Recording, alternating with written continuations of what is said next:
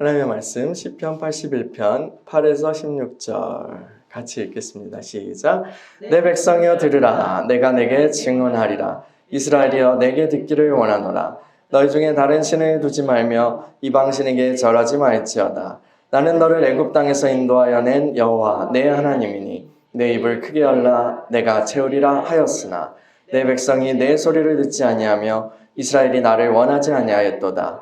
그러므로 내가 그의 마음을 완악한 대로 버려두어 그의 임의대로 행하게 하였도다. 내 백성아 내 말을 들으라. 이스라엘아 내 도를 따르라. 그리하면 내가 속히 그들의 원수를 누르고 내 손을 돌려 그들의 대적들을 치리니 여호와를 미워하는 자는 그에게 복종하는 채 할지라도 그들의 시대는 영원히 계속되리라. 또 내가 기름진 밀을 그들에게 먹이며 반석에서 나오는 꿀로 너를 만족하게 하리라 하셨도다. 아멘. 하나님, 우리가 주의 말씀 앞에 섭니다. 주님의 빛을 비춰주시고 성령님 운행하여 주시고 친히 해석자 되어주셔서 우리 마음에서 주의 마음을 깨닫고 주의 도를 깨닫고 그 가운데로 행할 수 있도록 인도하여 주옵소서.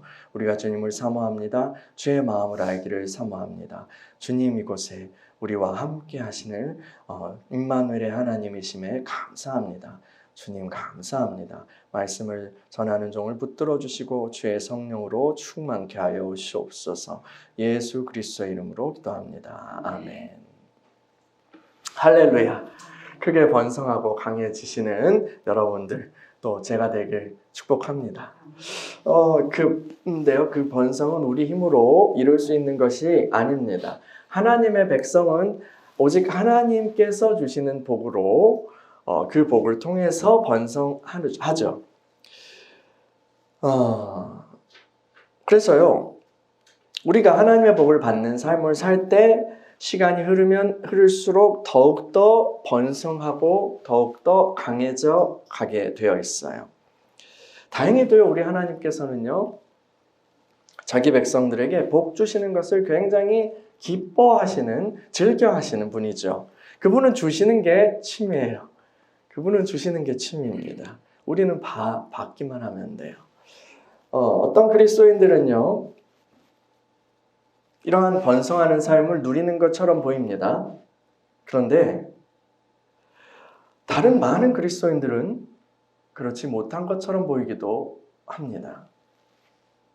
제가 보기에는 번성을 누리는 사람보다 그렇지 못하는 이들이 더 많은 것 같아요. 왜 다 같이 믿는 사람들인데 이러한 차이가 발생하는 것일까요? 어떤 이들은 예수를 믿고 그리스도 안에서 번성하는 삶으로 나아가는데 왜 어떤 사람들은 그런 복을 경험하지 못하거나 아니면 아주 찔끔찔끔 그렇게 경험하는 것일까요? 하나님이 사람을 차별하시는 걸까요? 물론 절대 주권자이신 하나님, 그 하나님께서는 모든 것을 마음대로 하실 수 있는 분입니다. 세상에서 엿장수도 자기 마음대로 할 수 있는데, 그렇죠? 하나님께서 무엇을 못하시겠어요? 그런데 하나님께서는 자기 백성들을 부당하게 대하시는 변덕스러운 분은 아닙니다. 그분은 모든 공의로움의 원천이 되시고 또 정의의 원천이 되시는 분이잖아요. 그런데 왜 그럴까? 오늘 우리가 읽은 아사베 시, 시편 81편 아사베 시잖아요. 그렇죠? 이 아사베 시에는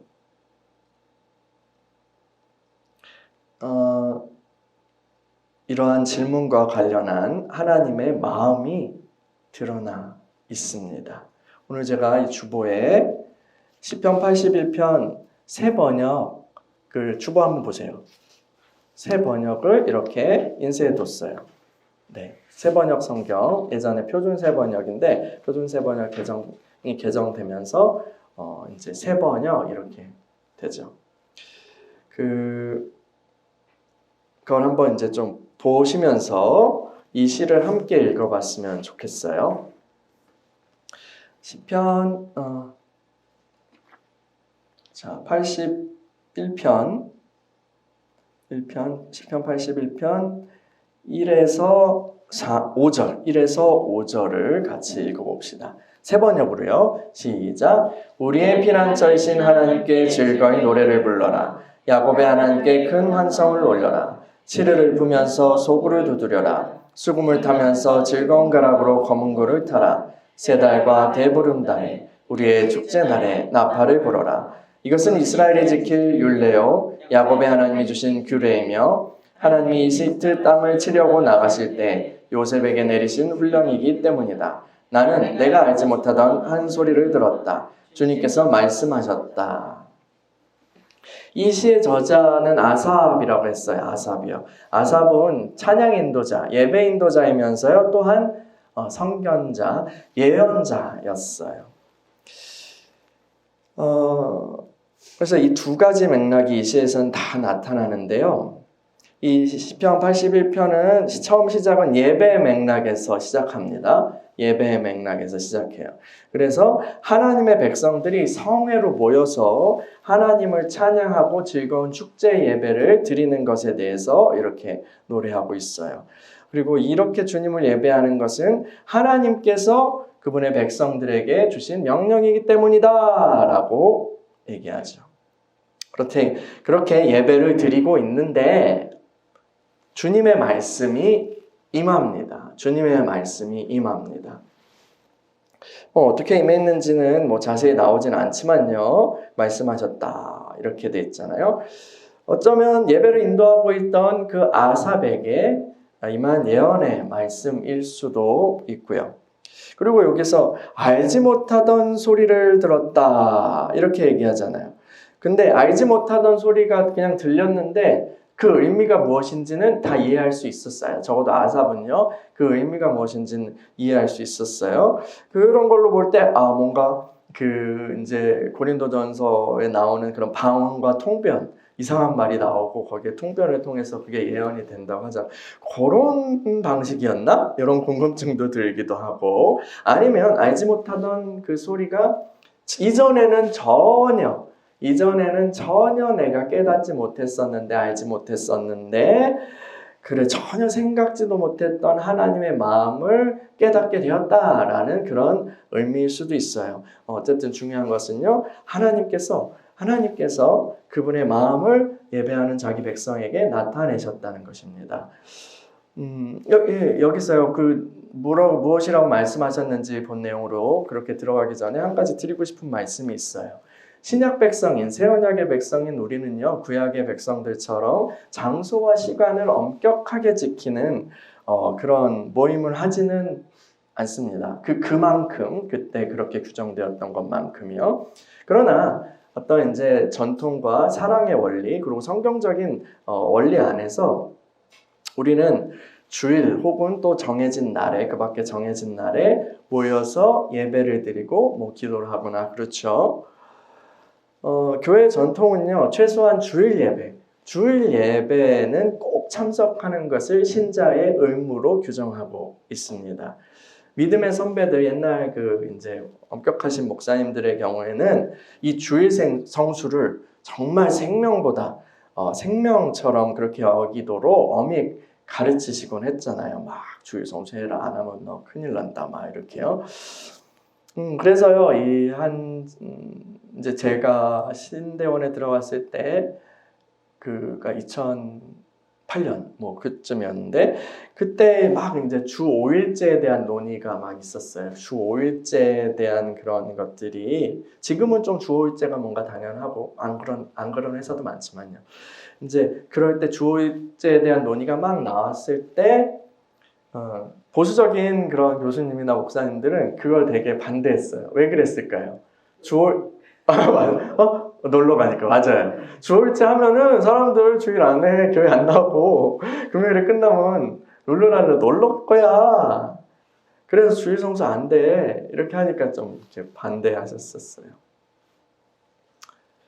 물론 다른 성경적인 그런 이유도 됐죠. 6일을 일하고 하루는 쉬어야 되고 그게 리듬에 맞다 이렇게 그런 식으로 하시는데 결국은 골자는 이제 주일 성수 그 부분에 있는 거죠.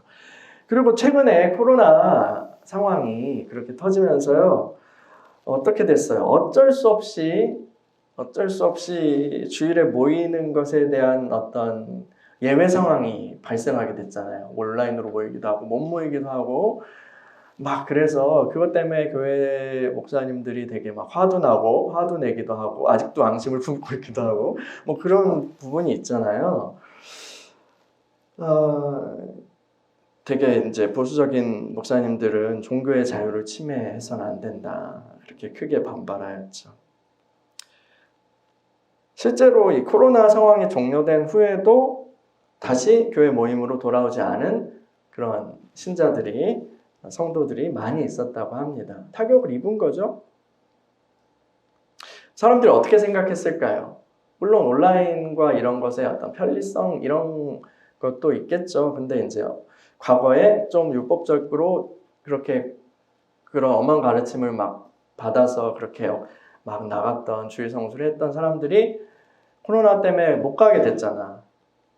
어쩔 수 없지만 못 가게 됐잖아. 그러니까 어떤 생각을 했을까요? 그 주일에 교회 안 갔는데도 별 아무 일도 안 생기네? 그러는 거야. 나쁜 일이 안 생기네? 별다를 게 없네? 이렇게 생각할 수 있는 거죠. 그렇게 하니까 사람들에게 이제는 더 이상 율법적인 겁을 주는 그런 으름장이 통하지 않게 된 것입니다. 여러분의 목사로서요, 저는 여러분들이 주일 예배에 빠지지 않기를 바라요. 꼭 참석하세요. 네. 근데요, 사실은 저는 그 이상을 원합니다. 주일 예배에 오시는 것 그 이상을 원해요. 단순히 주일 예배에 오시는 것만으로 의무를 다했다고 생각하지 않았으면 좋겠어요. 그러면 이제 여기서 그 좀 오래된 신자들 있잖아요. 그러면 저 목사님 슬슬 교회 봉사하라는 그런 얘기 하려고 하는 것 같은데 이렇게 생각할 수 있어요. 봉사하라고 이야기 꺼내려나 보다. 아니에요. 제가 지금 그 이야기 하는 게 아니에요. 물론 교회에 일꾼이 필요하죠. 섬길 사람들이 필요합니다. 그런데 그 이야기 하려는 게 아니에요. 제가 주일 예배 오셔요. 그리고 근데 저는 그 이상을 원합니다. 라고 그렇게 이야기하는 것은요. 이거예요. 저와 여러분이 매 주일 예배를 통해 주님을 만나기를 원한다는 거예요. 하나님을 만나기를 원한다는 거예요. 주일 예배, 뭐 수요일이나 아니면 다른 모임들도 마찬가지예요. 그것을 의무적으로 내가 참석했다, 나간다, 도장을 찍었다 라는 것만으로는 충분하지 않습니다. 충분하지 않습니다. 목사님한테 혼날까 봐, 하나님한테 저주를 받을 게 두려워서 그렇게 주일 성수를 하는 신앙은 우리 아까 제가 그 코로나 뭐 이런 예를 들어서도 그렇게 얘기했듯이 이 시대의 어둠을 견딜 수가 없습니다. 그냥 두려워서 내가 의무적으로 그렇게 하는 그런 것으로는 그런 믿음은 시대의 어둠을 견딜 수가 없어요. 또요, 어떤 그 지적인 만족감 혹은 감정적인 그런 만족감이나 그냥 내 마음의 평안 아니면 사람과의 교제 때문에 예배에 참석하는 그것에 머물러 있어서도 안 됩니다. 물론 그것이 포함이 되죠. 그렇지만 그것에 머물러 있어서도 안 됩니다. 처음에 우리가 초신자 때 교회 나올 땐 그럴 수 있어요. 예쁜 자매나 멋진 형제가 있으면 그 친구를 보러 나오기도 하잖아요. 아니면 밥이 맛있어서 간식이 맛있어서 그렇게 교회 나올 수도 있습니다. 뭐 유력한 인물들이 이렇게 다니니까 거기에 어떻게 조금 인맥을 대볼까 뭐 이렇게 나오는 분들도 있죠. 처음에 계기는 뭐 그럴 수 있어요. 계기는요. 그런데 계속해서 우리가 신앙생활을 해나가면서 그렇게 주일 예배를 드리잖아요. 근데 단지 거기에 머물러 있어서는 안 돼요. 우리는 하나님을 만나야 합니다. 주님을 만나야 합니다. 그러니까 교회 모임을 통해서 특히 이 주일 예배를 통해서 주님을 만나야 합니다. 그분의 음성을 듣고요. 그분의 은혜의 공급을 받아야 해요. 그분의 만지심을 경험하고요. 그분의 마음을 알아가야 돼요. 저는 우리 교회 모임이 그런 은혜로 충만한 모임이 되기를 바랍니다. 우리 예배는요, 어떤 의미에서요, 구약시대 예배보다 더 본질적이고 충만한 예배예요. 우리는 영과 진리 안에서 예배를 드립니다. 이 아삽과 같은 구약시대 예배자들이 예배를 드리면서 하나님의 마음을 만났다면 우리는 더더욱 그것을 사모해야 마땅하지 않겠습니까? 주님은 어느 곳에나 계시고 여러분 안에도 계셔요. 그러나 교회 공동체 예배를 통해서 나타나시는 주님의 독특한 임재와 독특한 은혜가 있습니다. 교회 공동체에 주시는 은혜, 공동체를 통해 주시는 그런 은혜가 있습니다. 이것은 개인이 홀로 기도한다고 대체할 수 있는 것이 아닙니다. 그래서 주일 성수의 참된 성공은 이 은혜를 받는 거예요. 이 은혜를 받는 것입니다. 여러분 오늘 은혜를 받으실 줄 믿습니다. 근데 높아심에서 이야기를 드리지만요. 주님께서 공급하시는 은혜라고 해서요. 꼭 내 기분이 좋아지는 것만 있지는 않습니다. 위로와 평안과 치유, 그리고 새 힘을 주시고 이런 거는 이제 대체로 기분이 좋은 은혜예요. 그렇죠?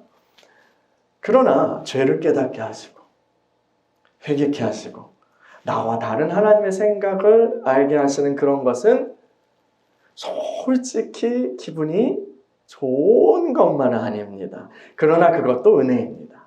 그것도 은혜예요.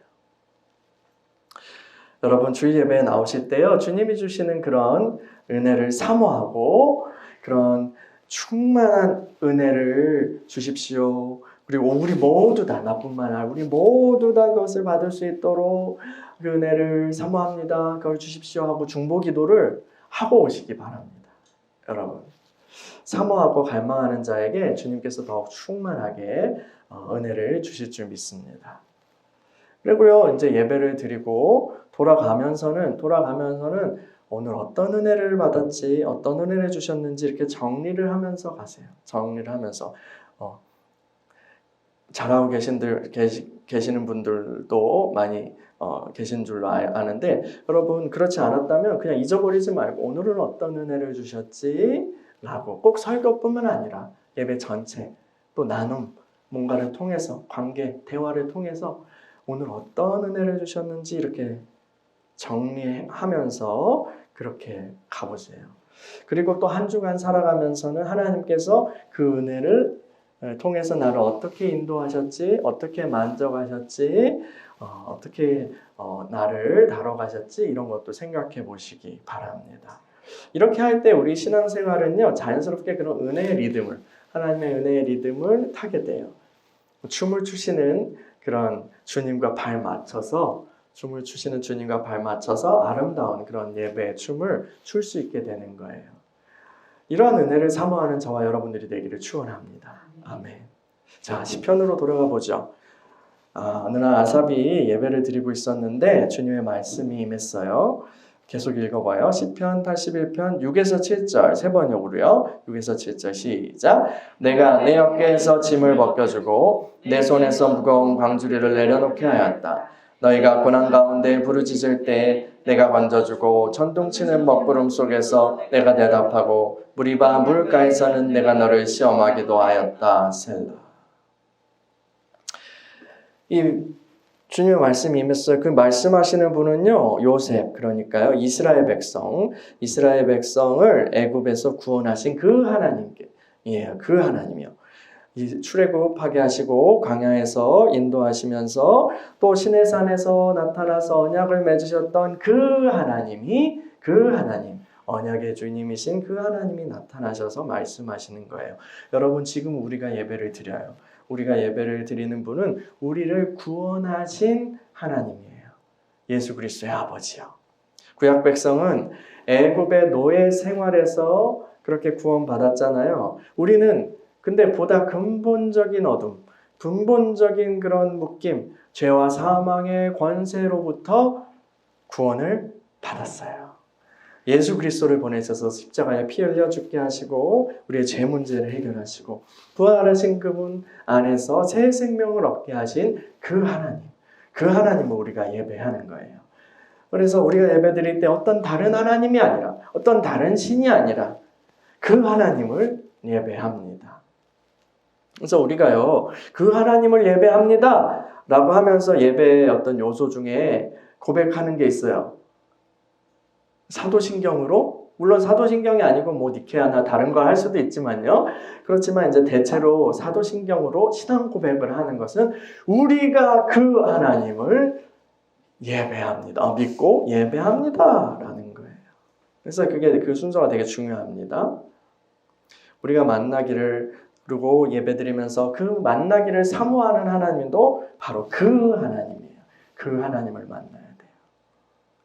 그냥 예배 때 뭐 은혜 받는 게 감정적인 그런 카타르시스 경험 그 자체를 추구하는 것이 아니라 또 내 생각이 옳았어 라는 것을 그냥 확인받는 그런 것이 아니라 예수 그리스도를 통해서 우리를 구원하시고 성령님을 통해서 우리를 그 구원 안으로 이끌어 주신 그리고 계속해서 변화시켜 가시는 그 하나님을 만나기를 사모해야 돼요. 그 하나님 만나는 게 은혜예요.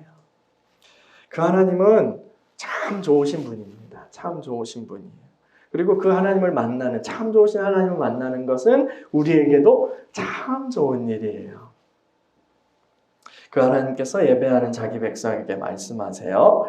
계속해서 읽어볼게요. 시편 81편 8에서 12절 세 번역으로요.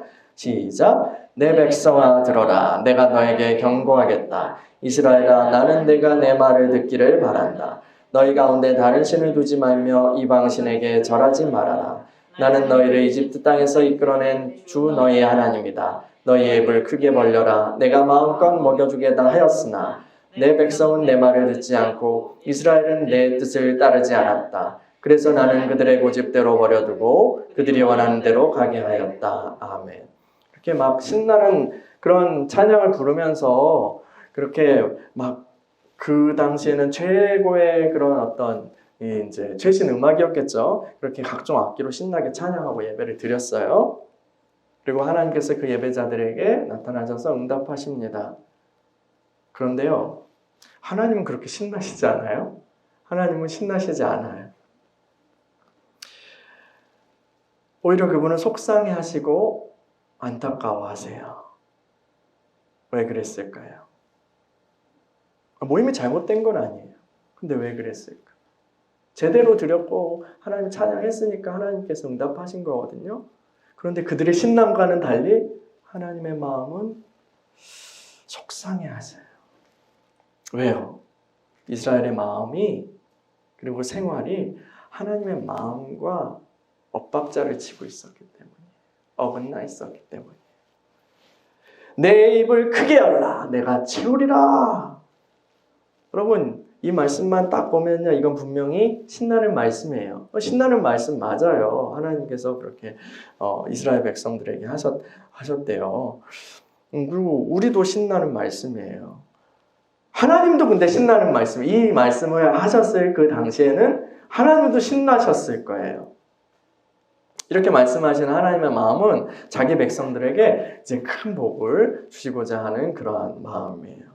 여러분 우리 예수님께서는 주는 것이 받는 것보다 복되다 이렇게 얘기하셨어요. 이 어른들은 주는 것에 기쁨을 알고 있어요. 그렇죠?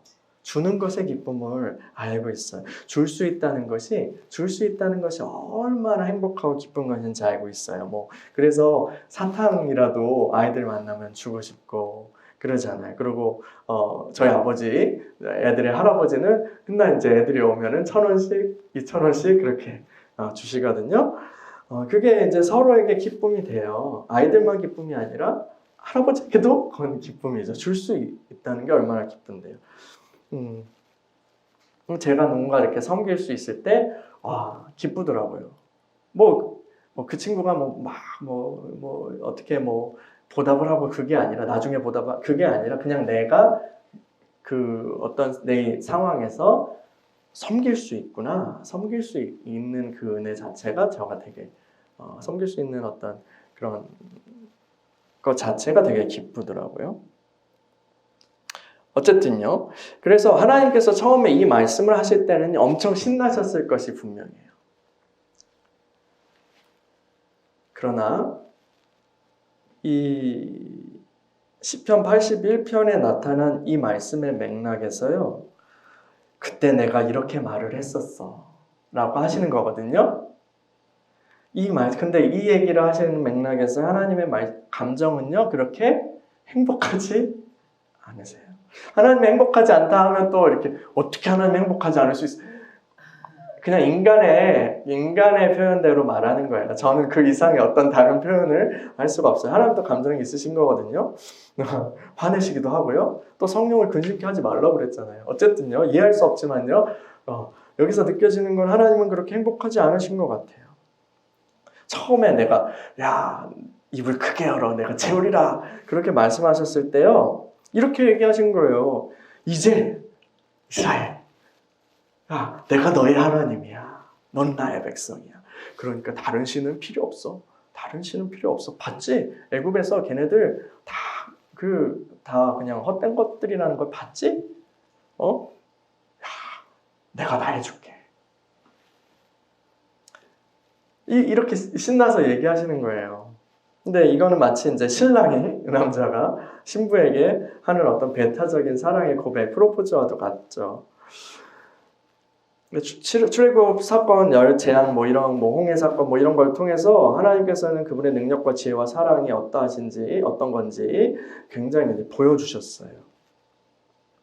그러니까 이제 나만 믿고 따라와.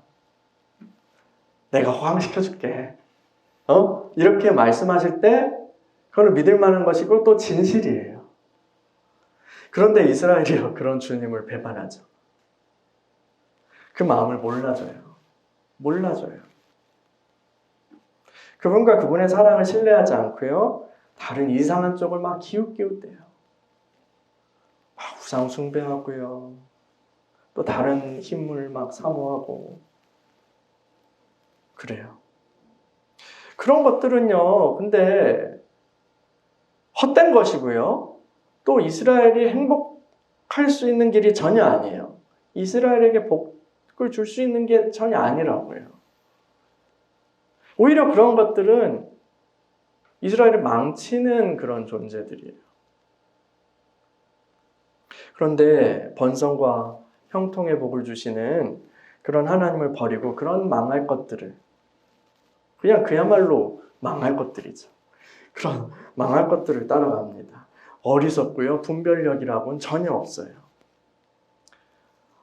분별력도 전혀 없는데 말까지 안 들어요. 내 선택이 맞다고, 자기 생각이 맞다고 끝까지 고집을 피웁니다. 그래서 하나님께서는 달래도 보고 화도 내보시지만 이스라엘은 고집을 꺾지 않습니다. 하나님이 어떻게 하셔요? 하나님은 어떻게 하셨어요? 어떻게 하셨죠? 그냥 두십니다. 그들의 고집대로 버려두고 그들이 원하는 대로 가게 하였다. 이렇게 어리석고 완고한 이들은요, 그냥 둬야 돼요. 똥인지 된장인지 찍어 먹어봐야 하겠다라는 이들은 먹도록 놔둬야 되는 거예요. 여러분, 하나님이요, 복을 주시지 않는 것이 아닙니다. 우리가 어리석은 선택을 해서 스스로 망하는 길을 가는 거예요. 그래서요, 하나님을 원망하고 그분이 불공평하다고 불평할 게 아니에요. 오히려 하나님은 안타까워하세요. 잘못된 길을 선택해서 어긋난 길로 가는 자녀를 보는 부모의 마음, 부모의 마음처럼 속이 타들어가는 거예요. 근데요, 이 자녀는 어때요? 내가 고집 피워서 망하는 길로 막 가놓고 일이 안 풀리니까 하나님을 원망하네. 하나님 나한테 대체 왜 이런 일을 행하셨어요? 내가 당신께 무엇을 잘못했다고 이렇게 말이에요. 그런 우리의 마음이 하나님의 마음과 하나님 아버지의 마음과는 얼마나 멀리 떨어져 있는 것입니까? 여러분, 이스라엘의 얘기는 사실은 우리의 얘기예요. 우리를 위한 얘기예요. 적어도 우리가 타산지석을 삼아야 되는 이야기예요. 우리가 이스라엘 사람들처럼요, 바알신을 섬기거나 뭐 그모스 신을 이렇게 절하거나 하지는 않을 거예요. 우리 시대에 근데 새로운 우상들이 있어요. 겉으로 드러나지 않을지라도 혹은 겉으로 노골적으로 드러나는 그런 우상들이 있어요. 이 자본주의 사회인 한국에서요. 최고의 신은 뭐예요? 머니! 돈이죠. 돈을 사랑함으로 하나님을 버립니다. 결국은 내 탐심이죠. 이 탐욕, 탐심을 섬기는 거예요. 그러면서 하나님을 배반해요. 탐심은 우상 숭배. 너희 신은 배다 라고 얘기하는 게 그런 얘기죠.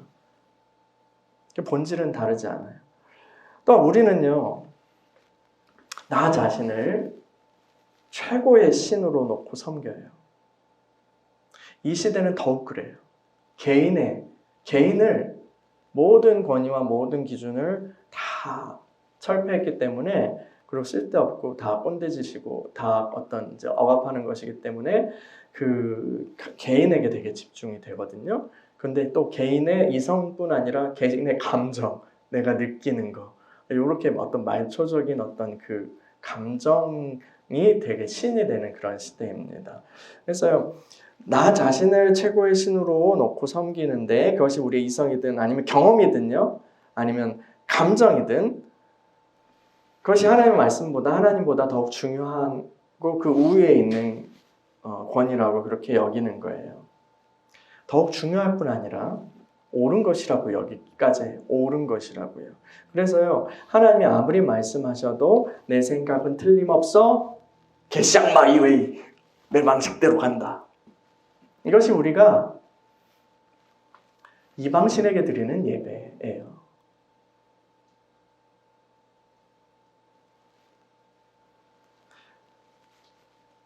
그래서 우리가 아무리 주일 예배를 잘 드려도요, 열심히 드려도요, 좋은 말이네. 그러나 나는 개쌍마이웨이야. 내 방식대로 간다. 한다면 우리는 다른 신을 섬기는 거예요. 그리고 다른 신을 섬기는 사람들한테는 하나님이 복을 주실 수가 없어요. 하나님께 가야 받는데 엉뚱한 데 가서 입을 벌리고 있는 거예요. 안 주시는 게 아니라 못 주시는 거예요. 못 받는 거예요. 안 주시는 게 아니라 못 받는 거예요. 근데 우리가 하나님의 말씀을 듣고 그분의 마음을 알고 나의 생각을 바꾸고 삶의 패턴을 조금씩 바꾸고 나 중심에서 하나님 중심으로, 주님 중심으로 그렇게 조금씩 돌이켜 갈 때 그것이야말로 하나님께서 받으시는 참된 예배인 거예요. 그게 예배 잘 드리는 거예요. 하나님과의 만남은요, 필연적으로 변화를 요구해요. 하나님의 변화요? 아니요. 나의 변화요. 그분은 우리와 그리고 다르신 분이에요. 다르신 분이에요. 그분이 우리에게 목적하시는 바가 있어요. 그리고 그것은 참 좋은 거예요. 번성으로 가는 복된 길이에요. 우리가 매 주일 예배 때마다요, 주님 만나야 해요. 그분의 음성 들어야 돼요. 그분의 마음 알아야 돼요. 그분의 마음을 아는 지식은요, 우리의 존재와 삶을 새롭게 합니다. 새롭게 합니다. 새롭게요. 그야말로 새로운 창조.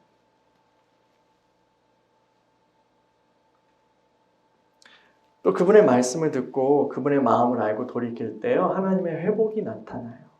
어그러진 것들이 회복돼요. 잃어버린 것들이 회복돼요. 그분은 구원의 하나님이시거든요. 그럼 말씀을 보내 구원하시거든요. 하나님 창조주이시고요. 구원자이세요.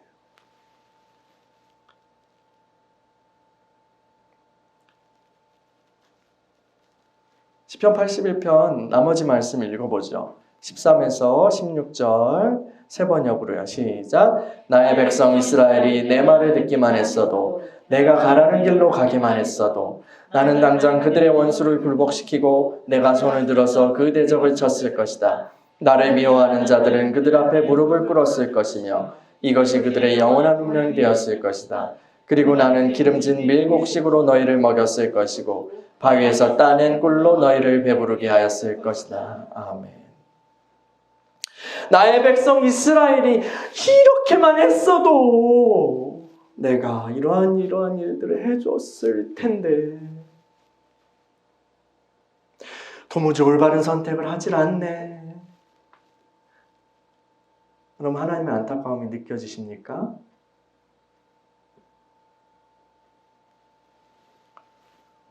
하나님의 백성이 하나님의 이 마음만 알고 돌이키기만 한다면 지금 이스라엘이 겪고 있는 그런 문제들은 하나도 문제가 아닌 거예요. 문제가 아닌 거예요. 어디에서 떨어졌는지, 내가 무엇을 초점을 맞추고 있는지, 못 맞추고 있는지 그것 알고 하나님 마음 알고 돌이키기만 하면 이러한 것을 해줬을 텐데 아이고 도무지 못 하나 먹네.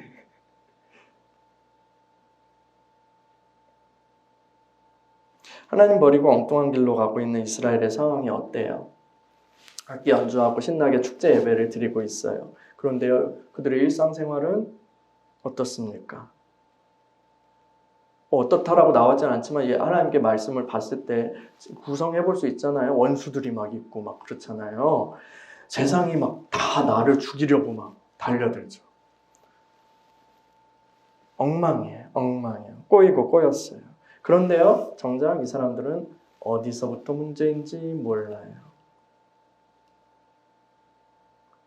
문제 뭐예요? 원수가 문제죠? 근데 그 문제가 진짜 문제예요? 아니에요. 하나님의 마음 모르는 게 진짜 문제예요. 그래서 하나님이 그들에게 나타나서 당신의 마음을 나타내신 거예요. 이제라도 하나님 마음 알면 하나님이 그 적대적인 환경 싹 정리해 주실 거예요. 지금은 이스라엘이 세상에 눌리고 있어요. 그런데 하나님 마음 알고 돌이키면 하나님께서 그들에게 어떻게 권세와 권능을 주셔서 세상을 다스리게 하실 거예요. 또 이스라엘의 재정 상황이요. 재정 상황은 어떻습니까? 뭔가 계속 부족해요. 벌어도 없어지고요. 무슨 수를 써도요, 쪼달려요. 뭔가 막 벌어놓고 되는가 싶으면 때가 안 맞아. 갑자기 일이 터져. 망해요. 그쯤 되면 알아야 됩니다. 알아들어야 돼요. 그리고 하나님께 나아가서 이게 무엇이 문제입니까? 매달려야 돼요. 그분의 마음을 궁금해해야 된다고요, 최소한. 처음에 화도 나겠죠. 하나님 어떻게 나한테 이럴 수 있어? 막 이런 식으로 할 수 있지만 적어도 그분의 마음을 궁금해해야 돼요. 그런데 그냥 그런 거 싹 숨기고 나는 괜찮은 것처럼 다 괜찮은 것처럼 아무 일도 없는 것처럼 웃는 얼굴로 그렇게 예배당에 들어와서 예배를 드리는 거예요. 그리고 나가면 삶의 현장에 가면 일상에 가면 짓눌리는 삶을 살죠. 초토화되어 있죠. 어디서부터 해결해야 돼? 그러고 주일 되면 웃는 얼굴로 가서 또 찬양하고 예배드려요. 제가 무슨 얘기 하려고 하는지 아시겠죠? 굳이 꼭 집어서 막 얘기하지 않아도. 그런데 그렇게 해요. 그렇게 하는데 여러분들이 그렇다는 얘기 아닙니다. 그런데 이제 아무 일도 없는 것처럼 교회에서 예배 드리고 삶에서는 그렇게 힘들어하고 그러면 어떻게 해요? 하나님께 가서 매달려야 되는데 그러지도 않고 난 괜찮아 라고 하는데 나가서 힘드니까 결국 어떻게 해요? 엉뚱한 데 가서 물어보고 상담하고 방법을 강구해요. 그러다가 무속인한테 털리고 막 주식 리딩방 이런 거 털리고 친구처럼 다가와서 뭐 해주겠다 하는 사람한테 사기당하고 그러는 거예요. 그런데 하나님 마음 알면 내가 원하는 것이 아니라 그러니까 내가 듣고 싶은 말이 아니라 진짜 하나님이 나에게 원하시는 것이 무엇인지 깨닫게 되면 그리고 깨닫고 돌이키면 재정 문제가 풀립니다. 환경이 풀려요. 하나님께서 뭐라고 하십니까? 여기서요. 기름진 밀곡식으로 또 바위에서 따는 꿀로 너희를 배부르게 하였을 것이다. 이렇게 얘기하세요. 단지 밀로만 먹이시는 것이 아니라 꿀로도 배부르게 하신대요. 밀로만 먹이셔도 괜찮아요. 먹고 사는 문제 해결되잖아요. 꿀은요, 꼭 안 먹어도 되죠. 그렇지만 밀뿐만 아니라 꿀로도 배부르게 먹이신대요. 얼마나 좋은 아빠예요. 그렇죠? 하나님은 겨우 생존만 하도록 주시는 분이 아니에요. 생존만 하도록 주시는 분이 아닙니다. 풍성하게 주시는 아버지이십니다. 하나님께서는 그 자녀들의 만족과 행복을 원하시는 아버지세요. 풍성하신 분입니다. 자기 백성을 구원하신 하나님께서 분명히 말씀하시죠. 내 입을 크게 열라 내가 채우리라. 하나님은요, 친절함과 신실함으로 우리를 대하세요. 그런데 우리는요, 우리는 어떻습니까? 우리는 그분의 그러한 마음을 알고 있나요? 과거 이스라엘 백성들처럼 주님 마음 잘 모르고 그냥 형식적인 신앙생활만 겨우 유지하고 있지는 않은가요? 언약 백성의 번성은요, 살아계신 하나님과의 생생한 교제를 통해서 받는 복의 결과입니다. 여러분은 그 복을 받고 계십니까? 지금 여러분 각자를 향한 주님의 마음은 어떠신 것 같습니까? 우리는 그 마음에 늘 관심을 기울여야 합니다. 어리석고 완고한 자가 되지 말아야 합니다. 오늘 너희가 그의 음성을 듣거든 너희 마음을 완고하게 하지 말라. 주님께서 말씀하십니다. 우리 같이 기도합시다.